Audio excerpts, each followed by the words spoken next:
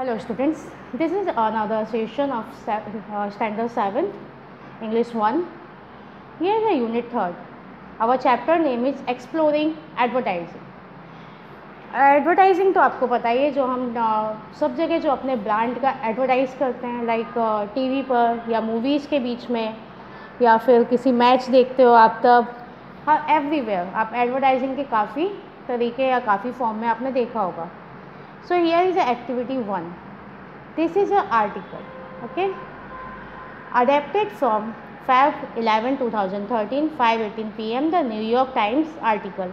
तो ये जो हमारा जो आज का चैप्टर है वो एक आर्टिकल है जो कि Feb 11 में 2013 न्यूयॉर्क टाइम्स में छपा था और ये आर्टिकल काफ़ी फेमस हुआ था. How advertising target our children. इसीलिए आर्टिकल ज़रूरी है क्योंकि इस आर्टिकल में ये बताया गया है कि किस तरीके से जो एडवर्टाइजिंग्स हैं वो बच्चों को टारगेट करते हैं, आप लोगों को टारगेट करते हैं. इसलिए आपको समझना होगा, आपको स्मार्ट होना होगा कि जो एडवर्टाइजिंग में जो चीज़ें बताते हैं, जो वो अपने प्रोडक्ट के बारे में आपको बताते हैं, वो ऑलवेज राइट नहीं होती. This article is from by doctor Parikh classes. Okay, so first of all मैं इसको रीड करती हूँ. I would like my children. ये आर्टिकल किससे? Doctor Parikh class. उनने इसको लिखना स्टार्ट किया क्योंकि वो अपने बच्चों को इस आर्टिकल्स जो कि बच्चों को टारगेट करते हैं उससे अवेयर करना चाहते थे. तो वही लैंग्वेज है. I would like my children to be aware about advertising. मैं अपने बच्चों को अवेयर करना चाहता हूँ किस चीज़ से? एडवर्टाइजिंग से, यानी उन लोगों को सतर्क करना चाहता हूँ, बताना चाहता हूँ. I would like them to grow up alert to the ways people try to sell them things. मैं उनको बताना चाहता हूँ कि I would like them to grow up alert. Means उनके अंदर एक अलर्ट ग्रो होना चाहिए. आपके अंदर, बच्चों के अंदर एक ग्रो अप अलर्ट होना चाहिए. क्या? कि किस तरीके से लोग उन्हें अपनी चीज़ें बेचने का ट्राई करते हैं. आपको पता होना चाहिए कि अगर कोई आपको किसी चीज़ के बारे में बता रहा है कि ये कैसी है, ये बहुत अच्छी है, आपके काम की है, तो मीन्स वो उस चीज़ को आपको बेचने का ट्राई कर रहा है. I think it is important for children to understand that sometimes people who want you trust are not really your friend. Just understand this line is very well कि समटाइम ऐसा होता है.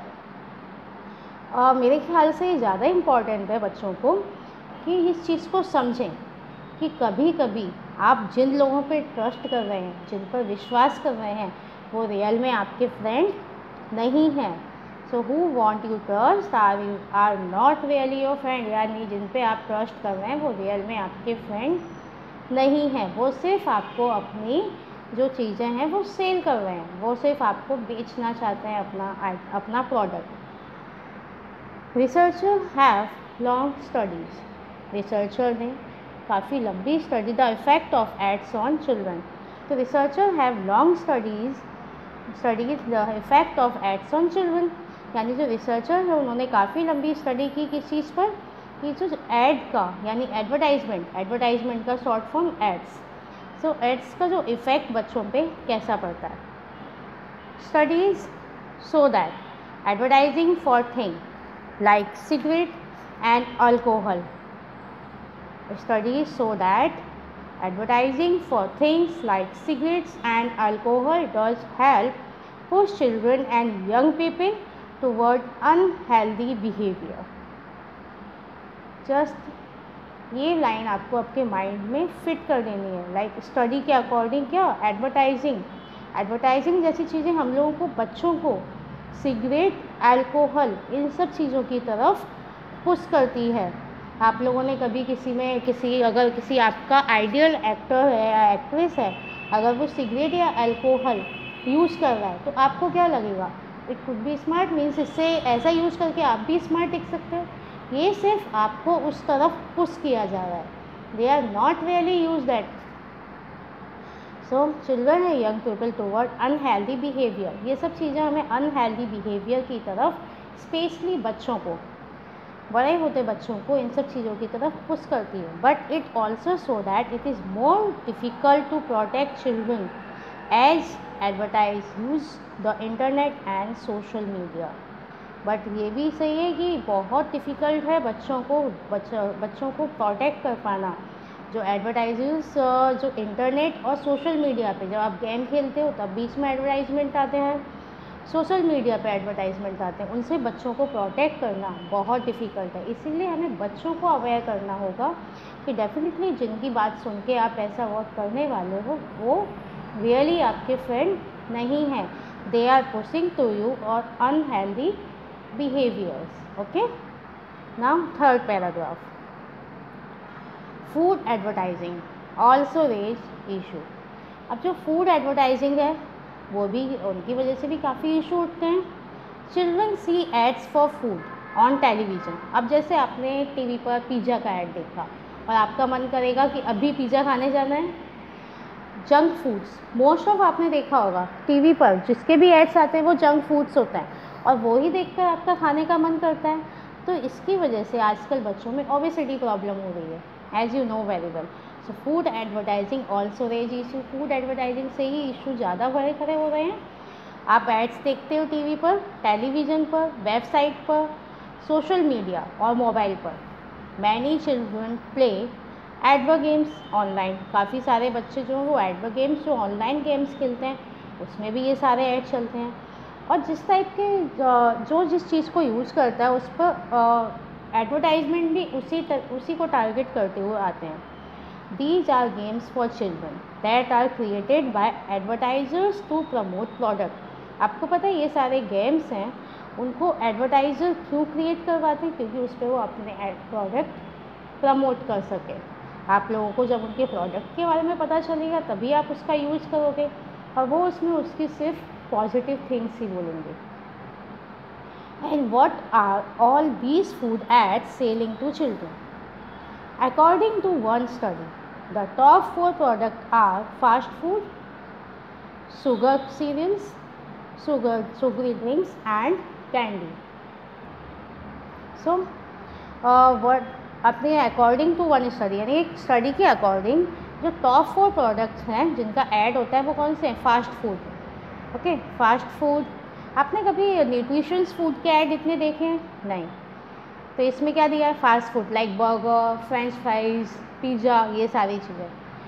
फिर शुगर सीरियल्स और sugary drinks and candy, इन सब चीज़ों के ads आते हैं और इसी वजह से आपको इनका खाने का मन होता है। But these are all unhealthy foods like cold drink वगैरह, ये तो सबको पता है cold drink is very unhealthy for our health. So we have to aware about this advertisement. Food advertising का आपको समझ में आ गया? ये पूरा पैराग्राफ फूड एडवर्टाइजिंग के लिए था कि सभी किस किस चीज़ों का तो आप 4 प्रोडक्ट कौन से हैं? Fast food, sugar cereals, sugary drinks and candy. Now here Dr. Thomas Robinson, a professor at Stanford University and a doctor at Lucille Packard Children's Hospital। अब इसमें क्या दिया है हमको? एक डॉक्टर थॉमस रॉबिन्सन है,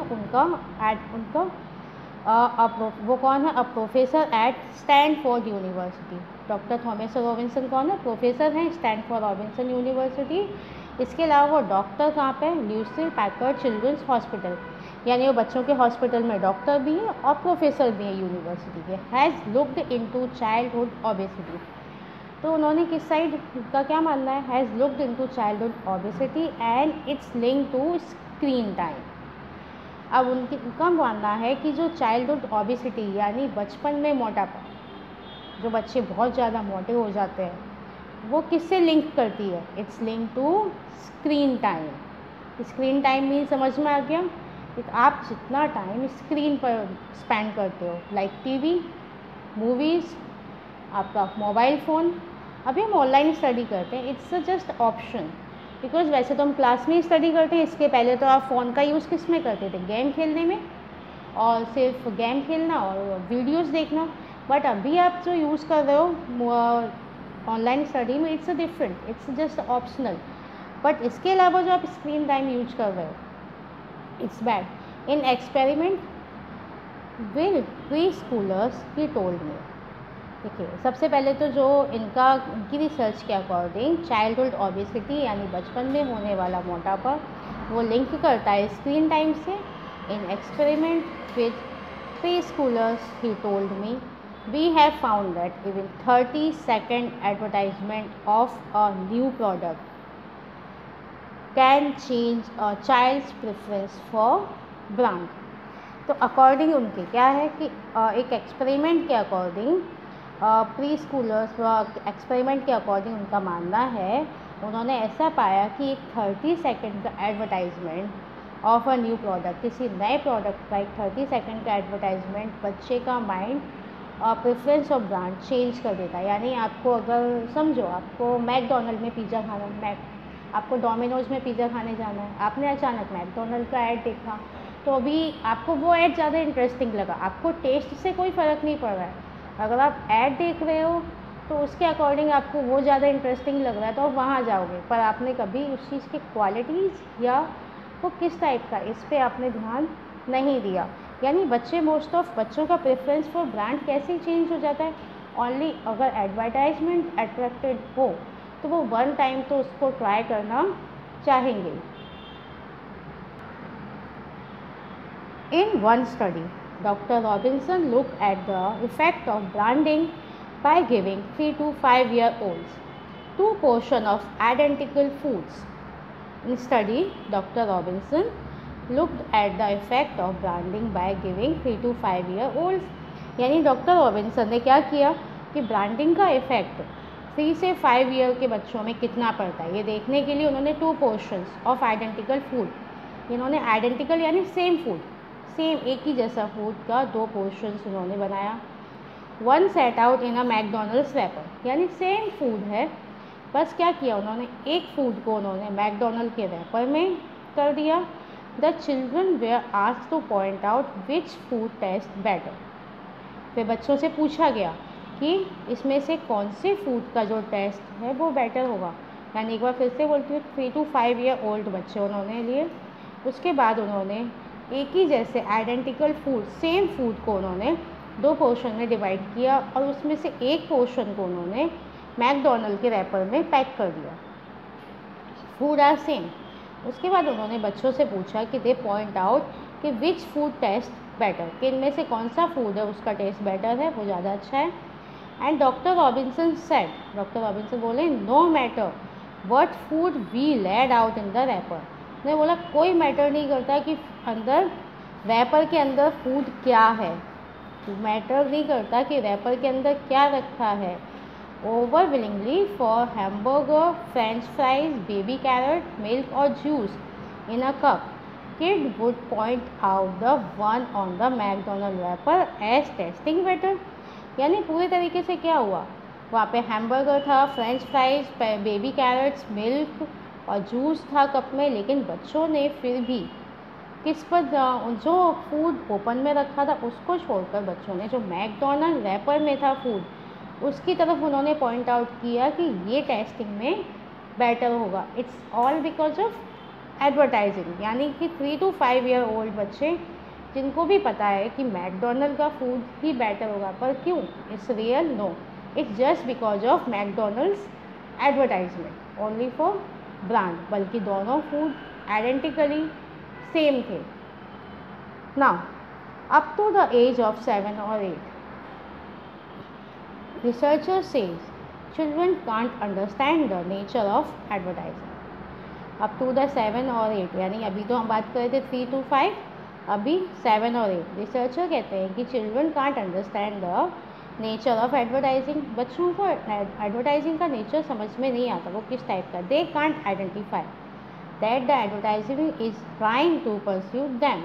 वो नहीं समझ पाते कि जो एडवर्टाइजमेंट है वो सिर्फ उनको एक तरीके से सेटिस्फाइड कर रहा है, उनको सिर्फ रेडी कर रहा है इस चीज़ को ख़रीदने के लिए।